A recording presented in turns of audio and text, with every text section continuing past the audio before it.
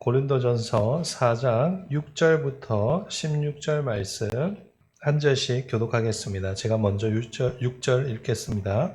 형제들아, 내가 너희를 위하여 이 일에 나와 아볼로를 들어서 본을 보였으니 이는 너희로 하여금 기록된 말씀 밖으로 넘어가지 말라 한 것을 우리에게서 배워 서로 대적하여 교만한 마음을 가지지 말게 하려 함이라.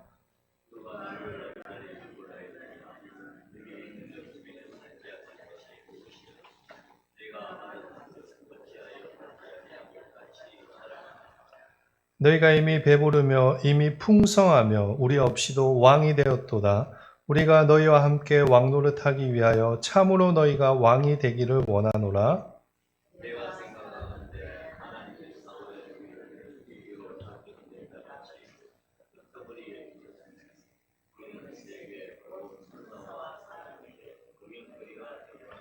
우리는 그리스도 때문에 어리석으나 너희는 그리스도 안에서 지혜롭고 우리는 약하나 너희는 강하고 너희는 존귀하나 우리는 비천하여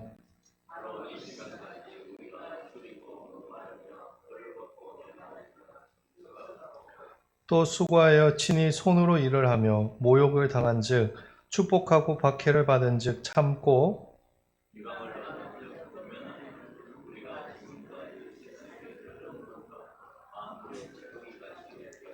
내가 너희를 부끄럽게 하려고 이것을 쓰는 것이 아니라 오직 너희를 내 사랑하는 자녀같이 권하려 하는 것이라.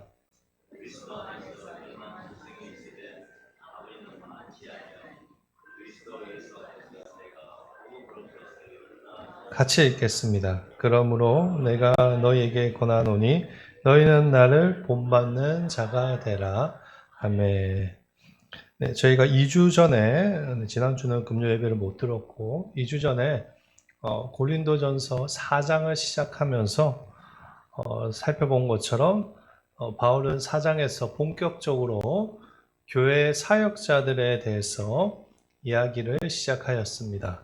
4장 1절에 기록된 것처럼 바울은 사역자에 대해서 하나님의 비밀인 구원에 관해서 가르치는 역할을 감당하는 사람이라고 정의를 하였고, 또한 그 역할을 잘 감당하기 위해서 무엇보다도 충성해야 한다고 강조하였습니다. 오늘 말씀 역시 이러한 맥락에서 이어지는 말씀입니다. 오늘 6절 앞부분에 보시면 이렇게 적혀 있습니다. 형제들아, 내가 너희를 위하여 이 일에 나와 아볼로를 들어서 본을 보였으니, 여기 보시면 이 일이라는 것이 등장합니다. 이 일은 무엇일까요? 4장 앞부분에서 살펴본 것처럼 하나님의 말씀을 가르치는 것에 묵묵히 충성을 다했다는 것입니다. 근데 바울은 자신과 아볼로가 그 일에 본을 보였다라고 합니다. 여기서 본을 보였다는 하는 동사가 자기 자신에게 적용시켰다라는 뜻입니다. 따라서 6절 말씀에서 이 일에 나와 아볼로를 들어서 본을 보였다라고 하는 것은 바울과 아볼로가 하나님 말씀을 충성스럽게 가르쳐라 하는 사명을 말로만 선포한 것이 아니라 자신들에게 직접 적용해서 성도들에게 스스로 모범이 되어 보여주었다라는 말입니다. 바울이 그렇게까지 한 이유는 무엇일까요? 고린도 교회 성도들을 위해서였습니다. 6절 앞부분에 보시면 너희를 위하여 라고 되어 있지 않습니까? 남들에게 인정받고 높아지기 위해서 하나님 말씀을 가르치는 일에 충성한 것이 아니라 성도들을 위해서 일부러 본이 되었다라는 그 말입니다. 왜요? 고린도 교회 성도들이 서로 대적하고 교만한 마음을 가지고 있었기 때문입니다. 6절 뒷부분에 보시면 이렇게 적혀 있죠. 서로 대적하여 교만한 마음을 가지지 말게 하려 함이라. 방금 읽은 것과 같이 고린도 교회 성도들은 당파 싸움으로 인해서 서로 사랑하고 섬기기는커녕 어떻게 하였는가 하며 오히려 서로 대적하고 내가 너보다는 낫지, 내가 너보다는 높지라고 교만하기까지 하였습니다. 특히 7절과 8절 말씀을 보시면 고린도 교회 성도들이 얼마나 영적으로 교만해져 있었는지를 잘 보여주고 있습니다. 우리 7절과 8절 말씀 같이 한번 읽어보도록 하겠습니다. 누가 너를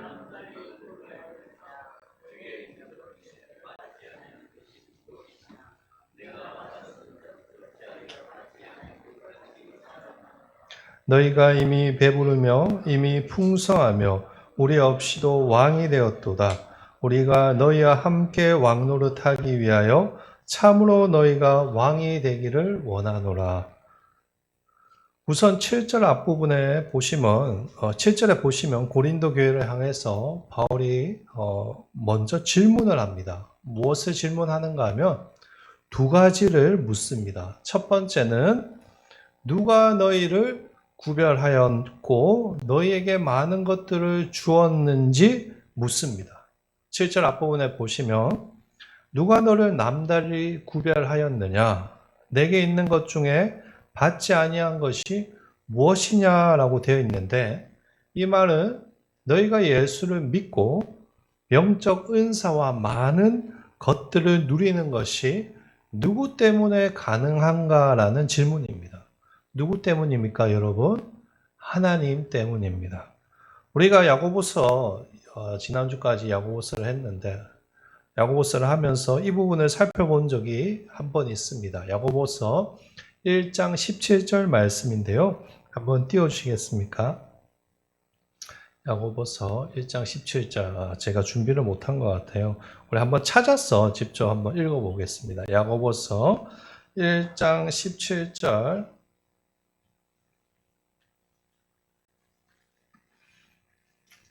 제가 가진 성경으로는 신약 420페이지에 있습니다.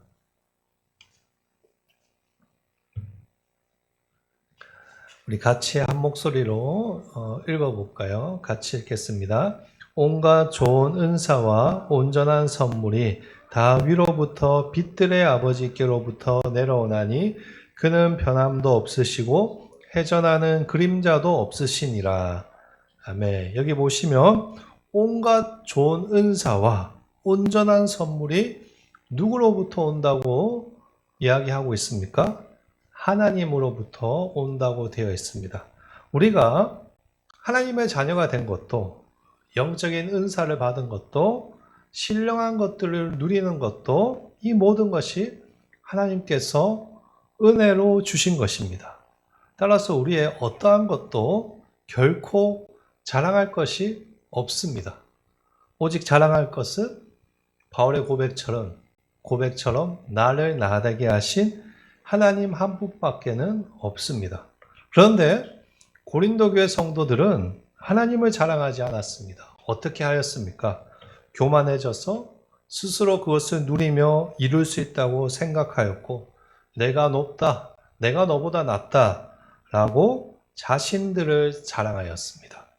그래서 두 번째로 바울이 질문을 다시 하는 것입니다. 7절 뒷부분 두 번째 질문이 적혀 있습니다.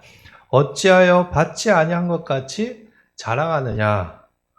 여러분이 가진 것들이 모두 하나님께 받은 것들인데 어떻게 받지 않는 사람처럼 그렇게 자랑하고 잘난 체 할 수 있는가라고 질책하고 질문하는 것입니다.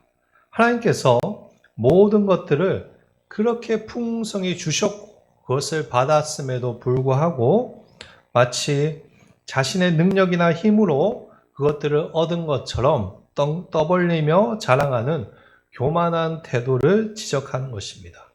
8절 말씀에 가시면 바울이 더욱 충격적인 말을 합니다. 너희가 이미 배부르며 이미 풍성하며 우리 없이도 왕이 되었도다. 우리가 너희와 함께 왕노릇하기 위하여 참으로 너희가 왕이 되기를 원하노라. 이 말이 조금 어려워서 제가 어떻게 전할지 찾아봤는데 공동번역 성경에 보면 이렇게 적혀 있습니다. 제가 읽어드리겠습니다. 여러분은 벌써 배가 불렀습니다. 벌써 부자가 되었습니다. 우리를 제쳐놓고 벌써 왕이 되었습니다. 여러분이 정말 왕이었으면 좋겠습니다. 그러면 여러분과 함께 우리도 한번 왕노릇 해볼 것 아닙니까? 이렇게 공동 번역을 해놓았습니다. 8절 말씀은 일종의 풍자적인 발언입니다. 바울은 고린도 교회 교인들을 비꼬고 있습니다. 너희들은 배가 부르고 부족한 것이 없는 부유한 사람들이구나. 그러면서 뭐라고 합니까? 왕이 되었다고 합니다.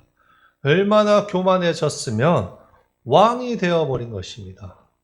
사실 고린도 교회 성도들은 영적으로 가난하고 배고픈 사람들이었습니다. 그런데 그것을 알지 못하고 오히려 자기들이 따르는 사역자들이 더 높다고 자랑하고 그것으로 만족해하며 영적으로 배부르다고 착각하였고 왕노릇까지 하였습니다. 이처럼 고린도 교회는 심각한 영적 교만에 빠져 있었습니다. 그러나 바울은 이러한 고린도 교회의 영적 교만을 그냥 방치하지 아니하고 적극적으로 고치고자 하였습니다. 그래서 아까 6절에서 살펴본 것처럼 스스로 성도들을 위해서 본이 되었다라고 이야기한 것입니다. 바울과 아볼로는 권위를 가진 교회 리더의 위치에 있었으나 결코 교만하거나 거만하게 굴지 않았습니다. 그저 하나님의 일꾼으로서 충성스럽게 말씀을 전하고 교회를 섬겼습니다. 그것이 9절부터 13절의 말씀입니다. 여러분 9절부터 13절 말씀을 딱 보시면 한눈에 알 수 있듯이 사역자들이 하나님께 맡겨진 사명을 감당하기 위해서 당했던 고난과 어려움들에 대한 내용이 기록되어 있습니다. 사역자들이 어떤 고난과 어려움들을 당합니까? 세상에서 가장 보잘것없는 사람들 같이 지내며 세상의 구경거리가 되었다라고 고백합니다. 사람들의 천대를 받고 줄이고 목마르고 헐벗고 얻어맞고 정처 없이 떠돌아다녔다고 고백합니다. 박해를 받고 비방을 받고 만물의 찌꺼기처럼 되어 살아갔다고 고백합니다. 바울이 왜 이런 이야기들을 하는 것일까요? 14절 말씀입니다. 우리 14절 말씀 같이 한번 읽어보도록 하겠습니다. 내가 너희를 부끄럽게 하려고 이것을 쓰는 것이 아니라 오직 너희를 내 사랑하는 자녀같이 권하려 하는 것이라. 앞에서 살펴본 것처럼 바울은 풍자적인 표현까지 사용하면서 고린도 교회를 심하게 책망하였습니다. 그런데 14절부터는 갑작스럽게 어조를 바꾸어서 사랑으로 권면한다라고 말하고 있습니다. 이것은 바울이 단순히 고린도 교회 성도들을 책망하고 혼내는 것에 목적이 있었던 것이 아니라 정말로 그들이 돌아오기를 바라는 마음으로 책망하였고 그래서 이제는 다시 사랑으로 권면하고 있는 것입니다.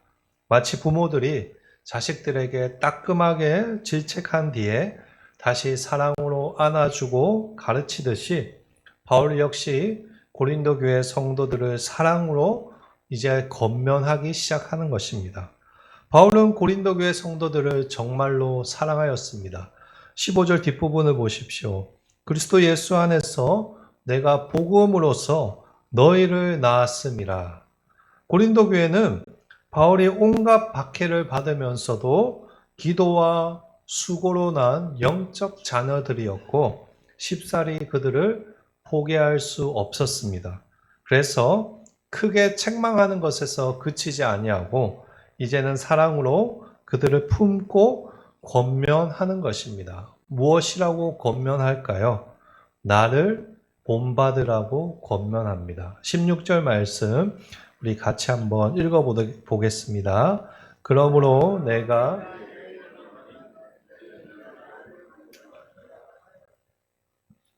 여기서 본받는다라는 동사가 나오는데 이 말은 어떤 사람을 모범으로 삼아 그의 행실을 따르는 것을 의미하는 말입니다. 그러니까 지금 바울은 고린도 교회를 향해 자신을 모범으로 삼아 자신의 행실을 따라 살아갈 것을 권면하고 있습니다. 여러분은 누군가에게 나를 본받으십시오라고 담대하게 권면할 수 있으십니까? 그렇게 말하기가 사실상 굉장히 어렵습니다. 저 역시 목사지만 여러분들에게 저를 본받으십시오라고 쉽게 말할 수는 없습니다. 왜냐하면 신앙인으로서 저에게 여전히 부족한 부분이 있고 부끄러운 모습이 있기 때문입니다. 이처럼 누군가에게 본받으라고 말하는 것은 어느 정도 자신이 살아오는 인생에 자신감이 있고 떳떳할 때 할 수 있는 것입니다. 근데 바울은 오늘 본문에서 보는 것과 같이 적극적으로 자신을 본받으라고 권면합니다. 어떻게 이런 말을 아무렇지 않게 할 수 있을까요? 자신의 인생 전부를 정말로 하나님께 바치면서 끝까지 충성하였기 때문입니다. 원래 바울은 하나님을 대적하는 사람이었습니다. 기독교인들을 박해하고 죽이기까지 하였습니다. 그러나 그는 하나님의 은혜를 경험하였습니다. 다메섹 도상으로 가는 도중에 예수 그리스도께서 그를 찾아오셨고 그 결과 이방인에게 하나님의 복음을 전하는 사도가 되었습니다. 그러나 아무리 생각해 보아도 바울은 자신이 왜 사도가 되었는지 도저히 이해할 수가 없었습니다. 자신에게 그럴 만한 건덕지가 전혀 없었습니다. 내세울 만한 의라는 것이 전혀 없었습니다. 그러나 하나님은 바울의 인생에 역사하셨고 바울을 항복시켜 하나님의 사도로 만드셨습니다. 그 하나님의 불가항력적인 은혜 앞에 바울은 두 손을 들었습니다. 그리고 내가 나된 것은 하나님의 은혜로 된 것이라 고백하며 평생을 변함없이 하나님 앞에 충성하였습니다. 아까 9절에서 13절 말씀을 통해 살펴본 것처럼 바울은 하나님 앞에서 사역자로서 목숨까지 아끼지 않고 충성을 다해 사역하였습니다. 바울은 자신을 드러내는 것, 자신을 증명하는 것에는 전혀 관심이 없었습니다. 오히려 온갖 모욕과 박해를 받으면서까지 만물의 찌꺼기 같이 되는 순환을 경험하면서도 하나님께서 주신 복음의 사명을 충성스럽게 감당하였습니다. 그래서 바울은 이제 고린도 교회를 향해서 자신처럼 고린도 교회도 그렇게 충성할 것을 권면하는 것입니다.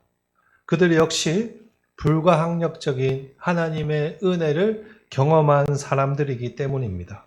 그들이 누리는 모든 영적인 은사들, 신령한 복들이 하나님께서 은혜로 주신 것이기 때문입니다. 그러니 교만해져서 자기 자랑하는 그런 인생을 살지 말고 내가 받은 은혜와 사명을 생각하며 바울 자신과 같이 충성스러운 일꾼이 되어 살라는 그 말입니다. 수많은 환난과 고통 속에서도 바울이 충성스럽게 사명을 감당한 것처럼 고린도 교회도 그런 충성스러운 일꾼들이 되기를 권면하는 것입니다. 그것이 바울이 고린도전서 4장을 통해서 고린도 교회에 전하는 메시지입니다. 바울이 고린도전서 4장을 시작하면서 앞부분에서 사역자 이야기를 꺼내고 이제 자연스럽게 나를 본받으라고 이야기한 것은 자기 자랑하려고 그 말을 한 것이 아닙니다. 우리는 사역자이기 때문에 이렇게 충성한다. 그러니 너희는 우리를 특별 대우해야 된다. 그 말하기 위해서 본받으라고 한 것도 아닙니다. 자신처럼 고린도 교회도 변함없이 하나님 앞에서 충성하기를 간절히 바랬기 때문입니다. 영적 교만을 회개하고 이제 바울 자신과 아볼로 그리고 수많은 복음 사역자들이 고난과 어려움 속에서도 충성스럽게 사명을 감당한 것처럼 그런 충성스러운 일꾼이 되어야 한다는 것입니다. 이것이 바울이 사랑을 담아 고린도 교회를 향해서 하는 권면입니다. 바울의 이러한 권면은 비단 고린도 교회에만 적용되는 것이 아닙니다. 오늘날 우리에게도 적용되는 귀한 말씀입니다. 바울은 오늘 말씀을 통해서 우리에게도 바울과 같은 인생을 살기를 권면하고 있습니다.